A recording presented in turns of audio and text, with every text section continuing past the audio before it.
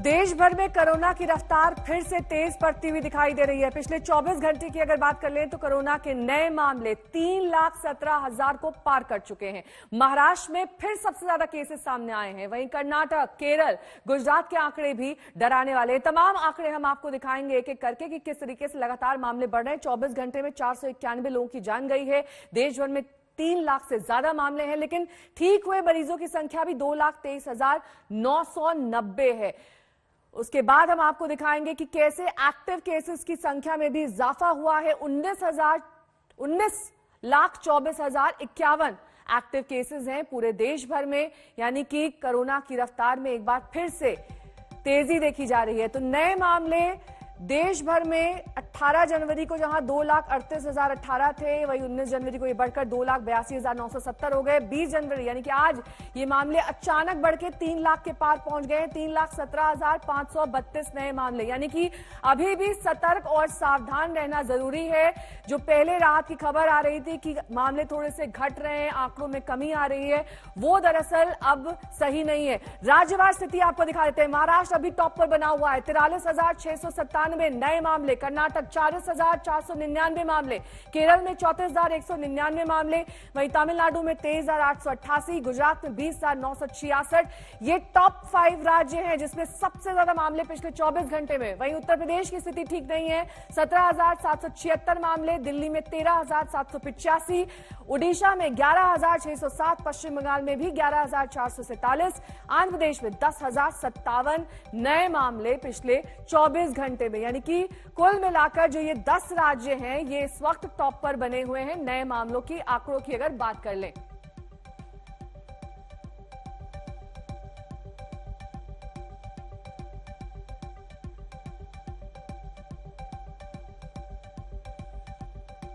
तो 8 महीने बाद 3 लाख के पार पहुंच गए हैं आंकड़े।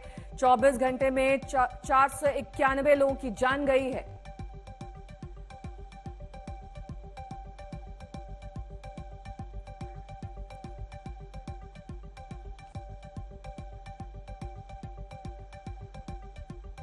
अब बात उत्तर प्रदेश के चुनाव की करेंगे और इस बार सबकी निगाहें इस बात पर लगी हुई हैं। हालांकि इस वक्त ये स्थिति स्पष्ट नहीं है कि अखिलेश यादव कहां से चुनाव लड़ रहे हैं और अखिलेश यादव की सीट को लेकर सस्पेंस लगातार बढ़ रहा है।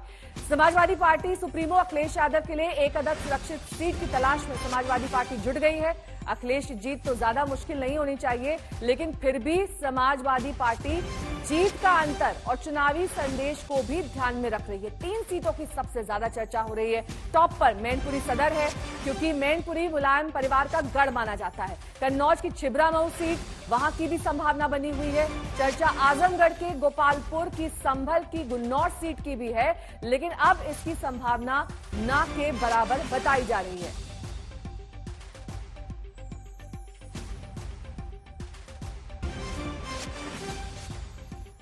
तो सुरक्षित सीट की तलाश में है अखिलेश, और इसको लेकर जो कल प्रेस कॉन्फ्रेंस में सवाल किए गए थे उसमें उन्होंने कहा था कि आजमगढ़ के लोगों से वो पूछेंगे। हालांकि 4 सीटों पर समाजवादी पार्टी की नजर टिकी हुई है। सारे समीकरणों को ध्यान में रखा जा रहा है कि कौन सी सीट में ज्यादा मार्जिन यानी कि ज्यादा अंतर से अखिलेश जीत सकते हैं। बड़ा सियासी संदेश देने की भी कोशिश की जा रही है कि ये जीत पहले दूसरे चरण में ही सुनिश्चित हो जाए, इस बात की संभावना ज्यादा हो। यानी कि जिस सीट का मतदान पहले, दूसरे या फिर तीसरे चरण में हो रहा है उसको भी ध्यान में रखा जा रहा है। बड़ा सियासी संदेश देने की कोशिश यहां पर समाजवादी पार्टी की तरफ से। पहली संभावना मैनपुरी सदर सीट, जो कि मुलायम परिवार का गढ़ माना जाता है। दूसरी संभावना छिबरामऊ कन्नौज, जहां से उनकी पत्नी डिंपल यादव पहले सांसद का चुनाव लड़ चुकी हैं, जीत भी चुकी हैं 2 बार। और इसके अलावा 2 और सीटें हैं जिस पर वो अपनी किस्मत आजमा सकते हैं। हालांकि कल की प्रेस कॉन्फ्रेंस में उन्होंने कहा कि योगी आदित्यनाथ से वो पहले चुनाव लड़ेंगे। आइए सुनते हैं चुनाव लड़ने पर अखिलेश ने क्या कुछ कहा था। मैं आजमगढ़ की जनता से अनुमति लेकर के ही चुनाव लड़ूंगा, अगर चुनाव लड़ता हूं तो। नहीं, आजमगढ़ की जनता से अनुमति इसलिए लेनी पड़ेगी, वहां के लोगों ने मुझे जिताया है। मैं आजमगढ़ की जनता से कहूंगा और पार्टी जहां फैसला लेगी वहां लड़ूंगा। और चुनाव पहले होना चाहिए, योगी जी से पहले लड़ लें चुनाव। आज जरूरत के हिसाब से और जिन राजनीतिक परिस्थितियों में आज चुनाव आगे बढ़ रहा है, उसमें समाजवादी पार्टी का कोई मुकाबला नहीं कर सकता। उत्तर प्रदेश की जनता बदलाव चाहती है, परिवर्तन चाहती है। उत्तर प्रदेश की जनता भारतीय जनता पार्टी को हटाना चाहती है। उस विकल्प में समाजवादी पार्टी के साथ इतने बड़े पैमाने पर जनता खड़ी है और जनता का साथ देने के लिए समाजवादी लोग खड़े हैं। उधर योगी आदित्यनाथ का ताबड़तोड़ हमला जारी है। योगी ये कह रहे हैं कि समाजवादी पार्टी अभी से बैकफुट पर है, दूसरी सूची जारी तक नहीं कर पा रही है। प्रदेश के अंदर उससे पहले वंशवाद और परिवारवाद की जो राजनीति थी, वह न केवल वंशवाद और परिवारवाद को बढ़ावा देकर के प्रदेश के लोगों को का शोषण कर रही थी, यहाँ के गरीबों का, यहाँ के किसानों का, यहाँ के नौजवानों का, बल्कि असुरक्षा का भी एक माहौल प्रदेश के अंदर था। हर तीसरे दिन प्रदेश में एक दंगा होता था। विकास, जब दंगे होंगे, कर्फ्यू लगेगा तो विकास स्वतः ही रुक जाएगा। समाजवादी पार्टी आज बैकफुट पर आ चुकी है अपनी पहली सूची के बाद। अब उनकी हिम्मत नहीं हो पा रही कि अगली सूची वो जारी कर सकें, क्योंकि किसकी करें किसकी न करें।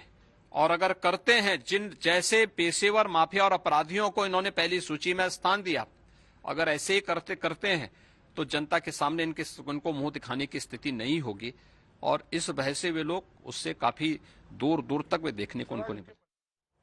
वहीं उत्तराखंड चुनाव को लेकर भी बीजेपी ने कमर कस ली है। आज उम्मीदवारों के नाम की सूची आ सकती है। अब से कुछ ही देर बाद ये लिस्ट आ जाएगी, जिसमें उत्तराखंड के उम्मीदवारों का नाम का ऐलान कर दिया जाएगा।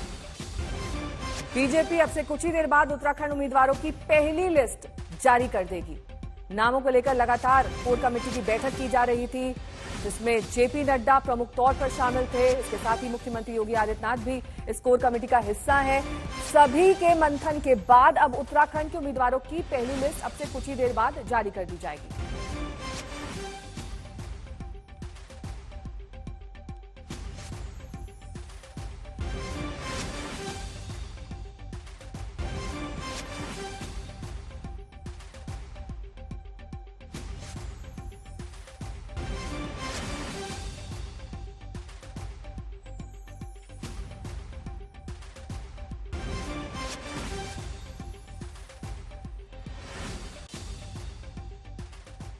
वहीं प्रियंका मौर्य, जो कि कांग्रेस का चेहरा बनी थी, उनके कैंपेन में बीजेपी ज्वाइन कर रही हैं। उस जगह की तस्वीर हम आपको दिखा रहे हैं जहां पर उनकी ऑफिशियल ज्वाइनिंग हो रही है। इस बात के संकेत प्रियंका ने पहले ही दे दिए थे और आज बीजेपी का दामन थाम लिया है। कांग्रेस पार्टी से टिकट न मिलने की वजह से नाराज थी प्रियंका मौर्य और यही वजह है कि उन्होंने अब बीजेपी का दामन थाम लिया है। एटा जनपद में समाजवादी पार्टी के स्तंभ के रूप में जिनकी पहचान है, इनका भारतीय जनता पार्टी परिवार में स्वागत है, वंदन है। श्री शेषपाल सिंह तोमर जी समाजवादी पार्टी के बुलंदशहर के बड़े नेता हैं, बड़ा स्तंभ है, वहां पूर्व राष्ट्रीय एवं प्रदेश सचिव रहे हैं। मुलायम सिंह यूथ ब्रिगेड के, इनका भारतीय जनता पार्टी परिवार में स्वागत और अभिनंदन है। श्री सोमपाल जी जिला मुरादाबाद के रहने वाले हैं, जिला संयोजक है। और इस वक्त देवेंद्र फडणवीस प्रेस कॉन्फ्रेंस कर रहे हैं, सीधे आपको वहीं ले चलेंगे। गोवा की पॉलिटिक्स में जो अनस्टेबिलिटी थी उसको बीजेपी ने समाप्त किया और गोवा को एक विकास के नए पथ पर भारतीय जनता पार्टी लेकर गई। गोवा का चेहरा बदलने का काम भारतीय जनता पार्टी ने किया है। विशेष रूप से हमारे मनोहर पर्रिकर जी, उनसे लेकर तो अभी के हमारे मुख्यमंत्री डॉक्टर प्रमोद सावंत तक एक जनता में अच्छी छवि वाले मुख्यमंत्री ये भारतीय जनता पार्टी ने गोवा में लगातार दिए हैं।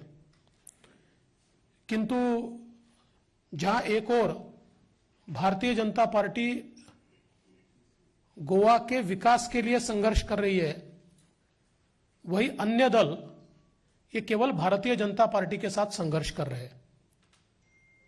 और अगर इन दलों का इतिहास हम देखें, कांग्रेस पार्टी जिसने कई सालों तक गोवा पर राज किया, आज भी उनका जो 2007 से 2012 का शासन अगर हम लोग देखते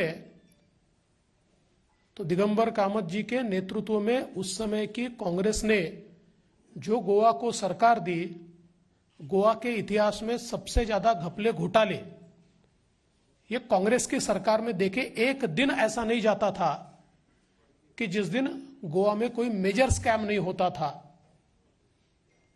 और गोवा की छवि को कांग्रेस ने पूरी तरीके से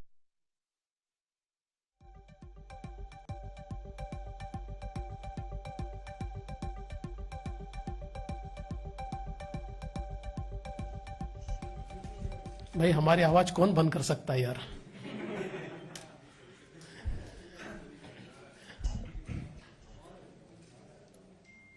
इन पार्टियों को, विशेष रूप से कांग्रेस को, इसलिए गोवा चाहिए कि फिर एक बार उनकी लूट की राजनीति वे शुरू कर पाए और गोवा को पैसे बनाने की मशीन के रूप में, फैक्ट्री के रूप में कांग्रेस पार्टी ये देखती है। और वैसे भी नेताओं का भी कांग्रेस से मोहभंग हो गया है, क्योंकि बड़े बड़े नेता कांग्रेस छोड़कर चले गए, कुछ इंडिपेंडेंट लड़ने की कोशिश कर रहे हैं, और जनता का भी कांग्रेस से मोहभंग हो चुका है। इसलिए कांग्रेस कोई भी क्रेडिबिलिटी गोवा के मन में तैयार नहीं करती। अभी गोवा में तृणमूल कांग्रेस पार्टी भी आई है और उन्होंने एक गठबंधन भी तैयार किया है। वहां की जो महाराष्ट्रवादी गोमांतक पार्टी है एमजीपी, उसके साथ ये गठबंधन तैयार हुआ है। तृणमूल कांग्रेस के आने के बाद जिस प्रकार की राजनीति टीएमसी ने की, गोवा ने उस राजनीति को पहले ही नकार दिया। जो एग्रेशन उन्होंने दिखाया और जिस प्रकार से तृणमूल कांग्रेस ये सूटकेस लेकर आई और सूटकेस के भरोसे पार्टी के एक्सपांशन का उन्होंने प्रयास किया, मानो गोवा एक मार्केट हो और वहां के नेता ये मार्केट में फॉर सेल हो। इस प्रकार का भाव जो तृणमूल कांग्रेस का दिखा, और फिर कांग्रेस के कई नेता, अलग अलग नेताओं को जिस प्रकार से उन्होंने लिया, और वहां की बातें अगर सुनी जाए तो लोग तो कहते खरीदा, पर ठीक है, मैं ये कहना नहीं चाहता हूं, लेकिन बावजूद उसके अब लोगों के मन में तृणमूल कांग्रेस कोई भी कॉन्फिडेंस इंस्पायर नहीं करती, क्योंकि उसका जो स्टैंड रहा है तृणमूल कांग्रेस का, लोग ये समझते हैं कि इनका स्टैंड ये anti Hindu, anti national and anti democratic है। बंगाल के चुनाव के बाद जिस प्रकार का बर्ताव तृणमूल का रहा है, गोवा के लोग ये मानते हैं कि ये पार्टी गोवा के लिए सूटेबल पार्टी नहीं है। और दुर्दैव से गोवा की होम ग्रोन पार्टी जो है एमजीपी, इन्होंने उनके साथ अलायंस किया और इस अलायंस के कारण एमजीपी के केडर में इतना असंतोष है कि उनके जो नेता चुनाव लड़ने वाले थे, ऐसे कई नेताओं ने मना कर दिया। बीजेपी में आज 2 प्रमुख चेहरों को शामिल किया गया, जिसमें कांग्रेस की पोस्टर गर्ल प्रियंका मौर्य और साथ ही समाजवादी पार्टी में मुलायम सिंह के रिश्तेदार प्रमोद गुप्ता ने भी बीजेपी का दामन थाम लिया। इसके साथ ही सच्चाई ये है कि हमारे नेता माननीय मुलायम सिंह जी और शिवपाल जी को अखिलेश जी ने बहुत प्रताड़ित किया। हम लोग अंदर से बहुत दुखी हैं। समाजवादी विचारधारा के जितने लोग थे, अखिलेश जी ने सबको किनारा कर दिया और गैर समाजवादी लोग जो मुलायम सिंह यादव को गालियां देते हैं, उनको तरजीह दी जा रही है। जुआ खिलाने वालों को, सट्टा कराने वाले को, कब्जा कराने वाले को पार्टी में प्रवेश कराया जा रहा है, तो ऐसे समाजवादी पार्टी की विचारधारा कहाँ जाएगी।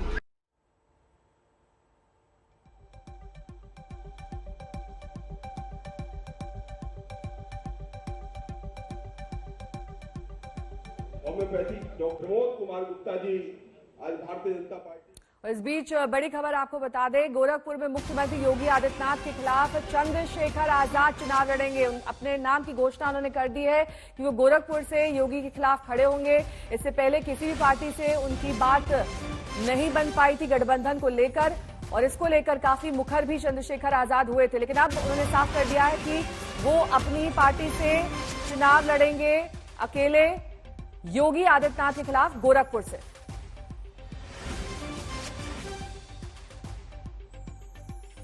ये बड़ी खबर उत्तर प्रदेश को लेकर, वहां पर गोरखपुर सीट से मुख्यमंत्री योगी आदित्यनाथ लड़ने वाले हैं और उनके खिलाफ अब चंद्रशेखर आजाद का चेहरा नजर आएगा। सदर से चंद्रशेखर आजाद चुनाव लड़ेंगे।